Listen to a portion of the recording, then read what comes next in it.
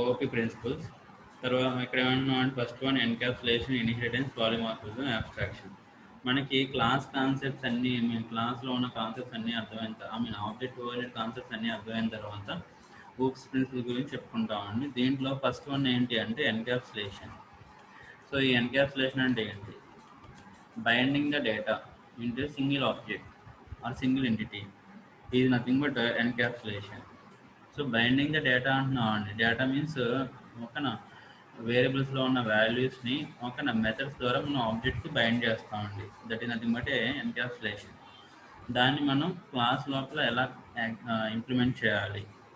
So దాన్ని పైథాన్లో మనం ఎలా ఇంప్లిమెంట్ చేస్తాం? జనరల్గా క్లాస్ నేమ్ అంటున్నామండి. ఇక్కడ ఈఎంపీ అని తీసుకున్నాం. ఈఎంపీ అనే క్లాస్ ఎంప్లాయీకి ఏముంటాయి? ఎంప్లాయీ ఐడి ఉంటుంది, ఎంప్లాయీ నేమ్ ఉంటుంది, సంథింగ్ ఎంప్లాయీ శాలరీ ఉంటుంది, ఇలా మల్టిపుల్ ప్రాపర్టీస్ ఉంటాయి. ఇవి ఒక ఎంప్లాయీ జస్ట్ ఎంప్లాయీకి. బట్ ఎంప్లాయీ ఆబ్జెక్ట్స్ ఏంటంటే నెంబర్ ఆఫ్ ఎంప్లాయీస్ ఉంటారు. సో ప్రతి ఎంప్లాయీకి డిఫరెంట్ ఐడి ఉంటుంది, నేమ్ సేమ్గా ఉండొచ్చు, శాలరీ డిఫరెంట్గా ఉండొచ్చు. సో ఓకేనా, ఆబ్జెక్ట్ ఒక ఎంప్లాయీ ఆబ్జెక్ట్ క్రియేట్ చేస్తే డిఫరెంట్ వాల్యూస్ అనేవి డిఫరెంట్ ఎంప్లాయీస్కి బైండ్ అయి ఉండాలి. సో దానికి మనం ఏం చేస్తామంటే ఎన్కాప్సులేషన్ ఇంప్లిమెంట్ చేస్తామండి. దాన్ని ఎలా ఇంప్లిమెంట్ చేయాలి? ఇక్కడ సెట్టర్స్, గెటర్స్ అనే మెథడ్స్ ఉంటాయి. మెథడ్ ఒకటే ఓకేనా. బట్ ఏంటంటే మనం ఇక్కడ యూజ్ చేసే టెక్నాలజీ ప్రకారం సెట్ మెథడ్ అంటాం. ఇన్స్టాన్స్ మెథడ్ అర్థమైతే ఇక్కడ మెథడ్ అనేది ఈజీనే. సో ఎలా అంటే క్లాస్ అన్నాం, ఎంప్లాయీ అన్నాం.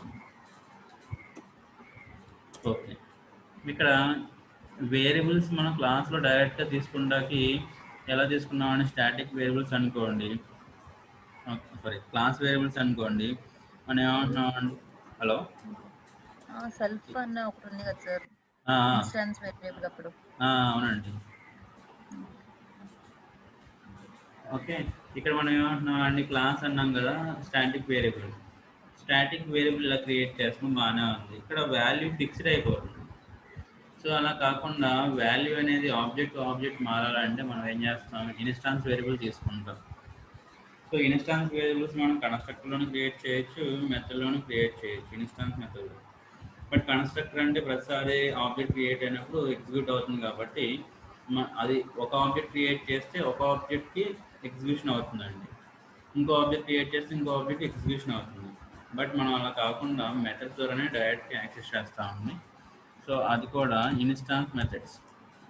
మనం ఇన్స్టాన్స్ మెథడ్ని ఎలా క్రియేట్ చేసాం? సో ఇక్కడ సెల్ఫ్ అనే పారామీటర్ పెట్టి ఇలా క్రియేట్ చేసాం, బాగానే. ఇప్పుడు మరి వాల్యూ పంపించాలి, వాల్యూ గెట్ చేయాలి.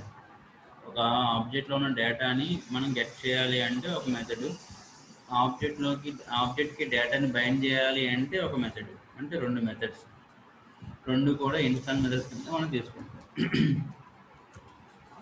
ఇది గెట్ చేయడానికి అనుకోండి.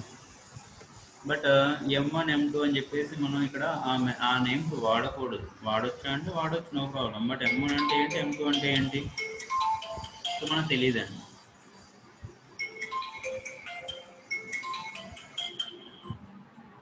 సో M1 అంటే ఏంటి, M2 అంటే ఏంటి మనకు తెలియదు.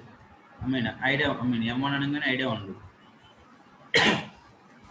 బట్ మీరేంటి, వాల్యూని పంపించడానికి ఒక మెథడు, వాల్యూని గెట్ చేయడానికి ఇంకో మెథడ్ అంటున్నాం. పంపించే మెథడ్ మనం ఏమంటాం అంటే ఆబ్జెక్ట్ బైండ్ చేసే మెథడ్ సెట్ మెథడ్ అంటాం. సెట్ దేన్ని సెట్ చేస్తున్నాం? ఒక ఐడిని. ఏమి ID? Employee ID, EMP ID.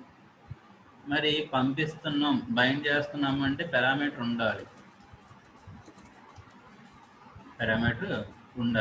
So employee ID, ఒక ఎంప్లాయీకి ఒక ఐడిని సెట్ చేస్తున్నాం, ఎంప్లాయీ ఐడి. మరి ఆ ఐడిని గెట్ చేసుకుంటున్నాం.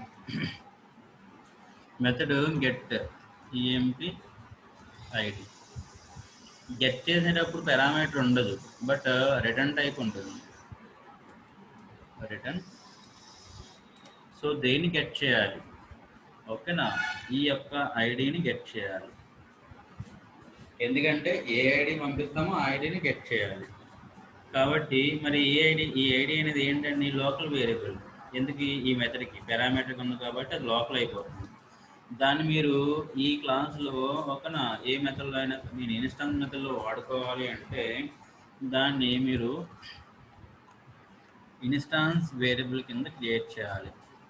ఇన్స్టాన్స్ వేరియబుల్ కింద క్రియేట్ చేయాలి అంటే దాన్ని మీరు ఇలా చేయాలి.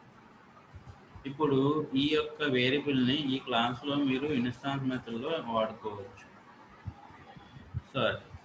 సో ఇది యాక్చువల్గా ఏంటంటే ఒక ఎంప్లాయీ అనే క్లాస్ సంథింగ్ ఒక క్లాస్లో ఒక వాల్యూని ఒక ఆబ్జెక్ట్కి బైండ్ చేయడానికి అదే ఆబ్జెక్ట్కి బైండ్ చేసిన వాల్యూని మళ్ళీ మనం గెట్ చేసుకోవడానికి యూజ్ చేసే మెథడ్స్.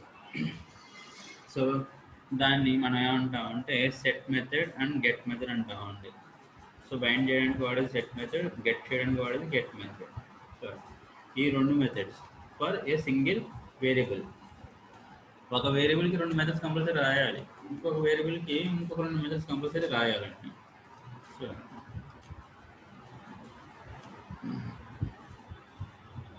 ఇక్కడ మనం ఏం చేస్తామంటే మరి ఇప్పుడు ఆబ్జెక్ట్స్ క్రియేట్ చేయండి. ఆబ్జెక్ట్స్ ఓకేనా. E1 equal to employee. లోపల కన్స్ట్రక్టర్ ఉందా లేదు కాబట్టి ఇక్కడ ఎంటీగా పెట్టేస్తాం. కన్స్ట్రక్టర్ ఉంటే అది జీరో ఆర్గ్యుమెంట్ కన్స్ట్రక్టరా పారామీటర్స్ కన్స్ట్రక్టరా? ఓకేనా. పారామీటర్స్ కన్స్ట్రక్టర్ అనుకోండి వాల్యూస్ పంపించాలి, జీరో ఆర్గ్యుమెంట్ అనుకోండి వాల్యూస్ పంపించకపోయినా పర్వాలేదు. ఓకే. ఇప్పుడు ఈ E1 అనే ఆబ్జెక్ట్ ద్వారా ఆ E1 ఆబ్జెక్ట్కి మీరు డేటాని బైండ్ చేయాలి అంటే మీరు యూజ్ చేయాల్సిన మెథడ్ ఏంటండి? Key method. ఆ method name as it is ఇక్కడ రాయాలి.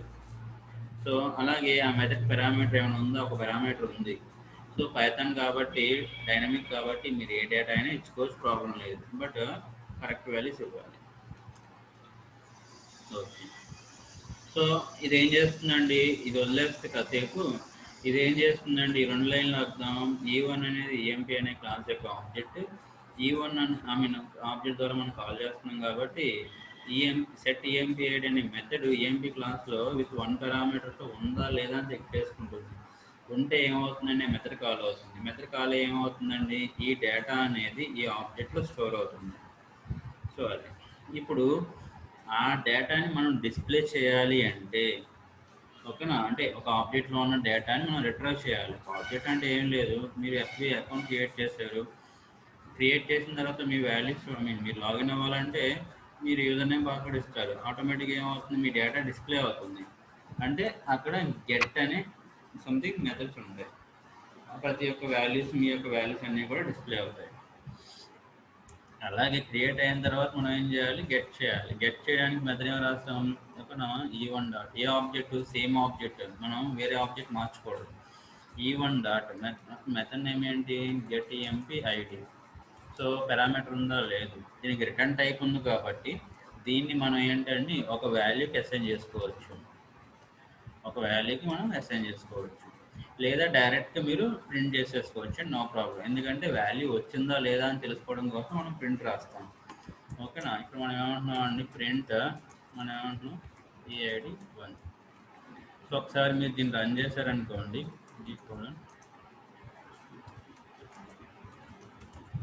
స్పేస్ test.py 101 వచ్చింది.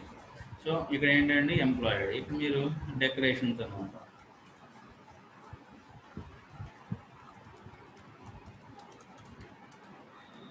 ఎంప్లాయీ. సో ఎంప్లాయీకి ఏం రాసామండి, ఒకటి రాసామండి. ఇప్పుడు ఏమవుతుంది మీకు, ఇక్కడ మీరు దీన్ని ఓకేనా ఇక్కడ ప్రతిసారి మార్చుకోవాలి. ఇలా కాకుండా ఇక్కడ ఏమంటాం అంటే ఓకేనా కీబోర్డ్ ద్వారా డేటా పంపిస్తామండి, కీబోర్డ్ ద్వారా డేటా పంపిస్తాం. సో కీబోర్డ్ ద్వారా డేటా పంపించడానికి మనం ఏం వాడతామండి, ఇక్కడ ఇన్పుట్ అని వాడతాం. Something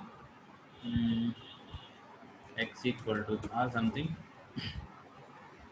EMP ID equal to input.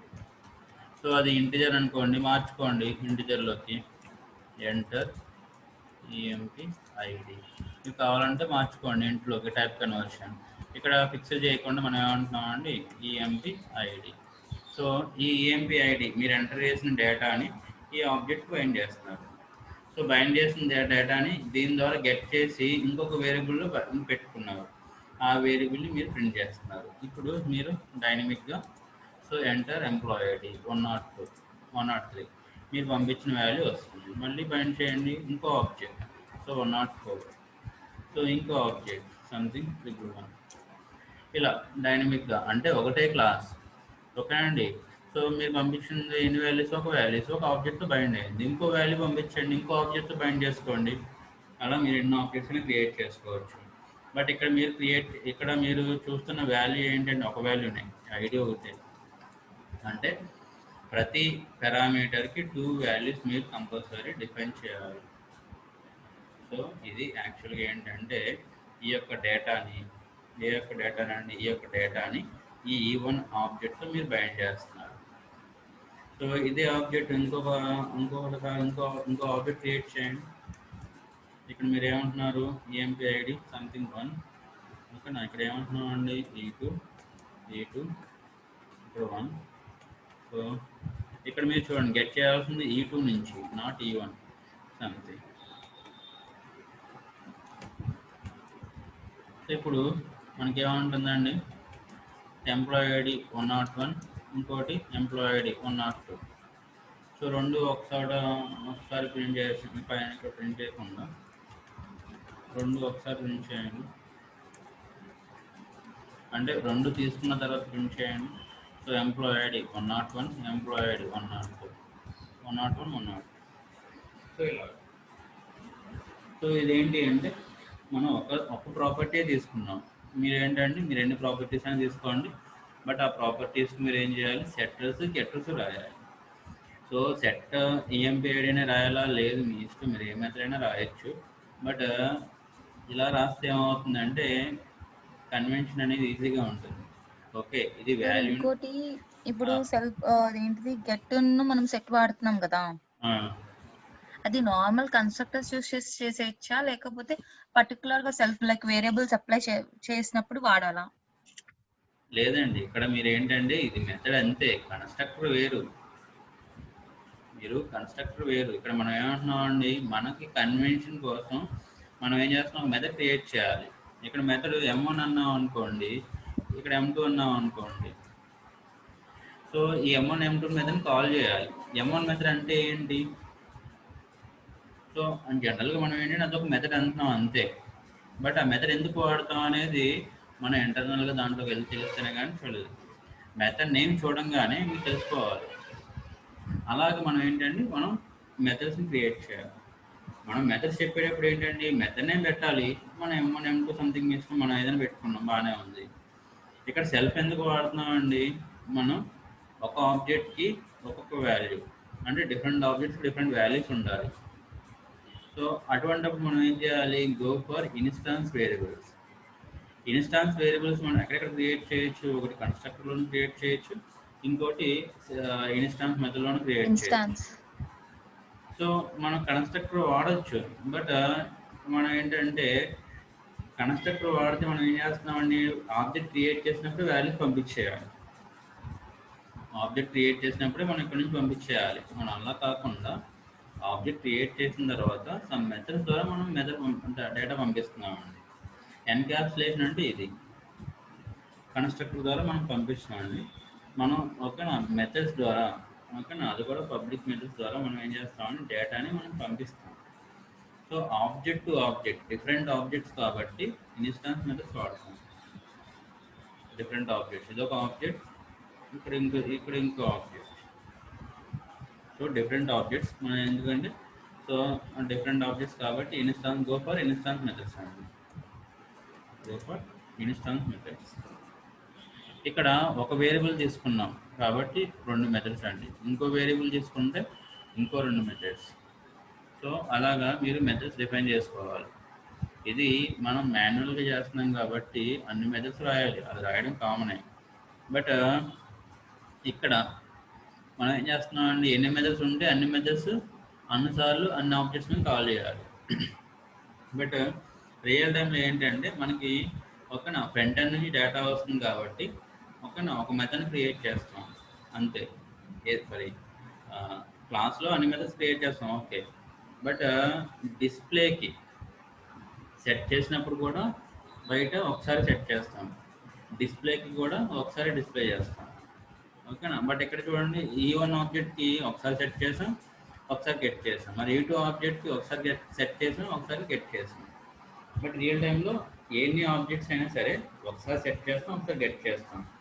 మీకు ఏంటంటే ప్రతిసారి ఎవరి ఆబ్జెక్ట్ అయితే ఆ ఆబ్జెక్ట్ ఆ మెథడ్ కాల్ అవుతుంది. సో ఇది యాక్చువల్గా ఏంటంటే ఎన్క్యాప్సులేషన్ అండి. మనం ఏంటంటే డేటాని bind with a single object. So దాన్ని మనం ఏమంటామంటే ఎన్క్యాప్సులేషన్ అంటాం.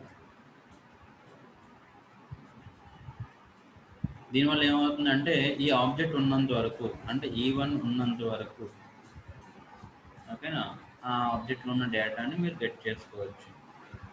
సో ఇక్కడ మనం ఏంటంటే గెట్ రాసామంది కాబట్టి గెట్ చేసుకోవచ్చు. మీరు ఎడిట్ చేశారనుకోండి, ఎడిట్ చేసుకోవచ్చు, మీ ఇష్టం. మనం చేసే ఆపరేషన్స్ లైవ్లో ఏంటండి, ఒకటి ఫస్ట్ క్రియేట్ చేయడం, తర్వాత సెలెక్ట్ చేయడం, సెలెక్ట్ చేసిన తర్వాత డేటా నచ్చకపోతే ఎడిటర్ అప్డేట్ చేసుకోవడం, ఇంకా నచ్చకపోతే డిలీట్ చేసుకోవడం, ఈ 4 ఆపరేషన్స్. సో అలాగే దీన్ని మనం ఏమంటాం అంటే మోడల్ క్లాస్ అని కూడా చెప్పొచ్చు అండి. Modal class, encapsulated class, nothing but A modal class. So మోడల్లో ఏముంటాయండి, ఆ క్లాస్కి సంబంధించిన ప్రాపర్టీస్ ఏవైతే ఉన్నాయో అవన్నీ కూడా మనం డిఫైన్ చేస్తాం. దానికి మనం బిహేవియర్స్, సో సెట్టర్స్ గెటర్స్ మనం డిఫైన్ చేస్తాం అండి. సో ఓకే, నెక్స్ట్ ఇన్హెరిటెన్స్ అండి.